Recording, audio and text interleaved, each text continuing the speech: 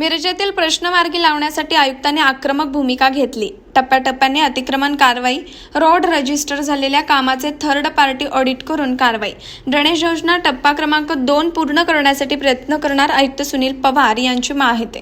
मिरज शहरातील विविध प्रश्न मार्गी लावण्यासाठी सांगली महापालिका आयुक्त सुनील पवार यांनी पत्रकार परिषद आयोजित केली होती। यावेळी मिरज शहरात प्रभावीपणे अतिक्रमण हटाव मोहीम राबवली जाणार असून पहिले डिजिटल नंतर बेकायदा कामे काढण्यात येणार आहेत। मिरज शहरातील रस्त्याची दुरावस्था झाली असून रस्ते हे नव्याने होण्याच्या प्रक्रियेत आहेत। करार केलेले पण कामे केलेली नाहीत, त्याचे करार रद्द करता येणार आहेत। ड्रेनेज टप्पा क्रमांक 2 योजना वखार भाग आणि समतानगर चेंबर काम गतीने सुरू झालेला आहे। या कामाला वाढीव 24 कोटी निधींची गरज आहे, त्याची मागणी केली गेली। खंदक भाजी मार्केट नुकसान भरपाई देण्यासाठी प्रक्रिया सुरू आहे। रोड रजिस्टर करणार, खराब रस्त्यासाठी एकाच रस्त्यावर अनेक वेळा खर्च होऊ नये यासाठी रोड रजिस्टर आणि थर्ड पार्टी ऑडिट केलं जाणार आहे।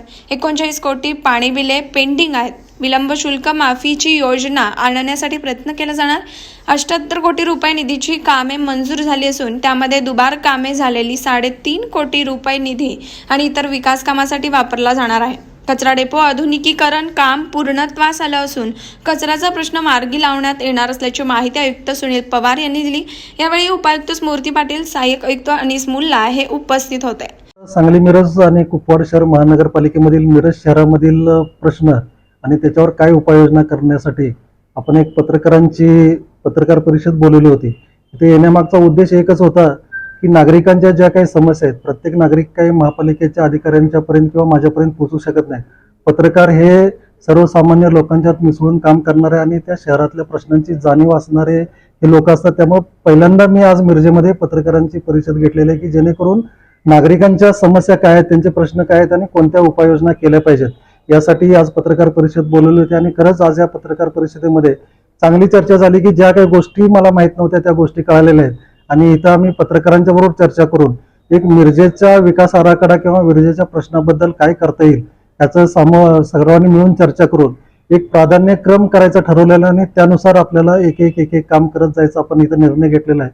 त्याचबरोबर आज प्राधान्यक्रम म्हणजे अशी सगळ्यांच्या बोलण्यातून आले की मिरजेचे रस्ते खूप खराब आहेत, त्यामुळे पहिलं प्राधान्य आपल्याला मिरजच्या रस्त्याकडे राहील।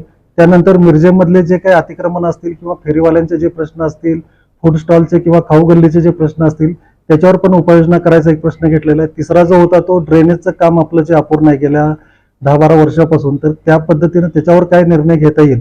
आणि तिसरा जो महत्वाचा मुद्दा इथं चर्चेला गेला की जो बेडग रोडवरील जो आपला वड्डी येथील कचरा डेपो आहे, त्या कचरा डेपोचा त्रास आजूबाजूच्या पण लोकांना व्हायचा, तिथं कोणती प्रक्रिया होत नव्हती। गेल्या कित्येक वर्षापासूनचा कचरा तिथं साठून राहिलेला होता। तो कचरा आता बायोमायनिंगच्या पद्धतीने आपण त्याचं कचऱ्याचं रेमिडेशन म्हणजे कचरा तिथून तिकडे हलवलेला आहे आणि तिथे जे दैनंदिन गोळा होणाऱ्या कचऱ्यावर प्रक्रिया करण्यासाठीची मशिनरीची पण तिथं इन्स्टॉलमेंट चालू आहे।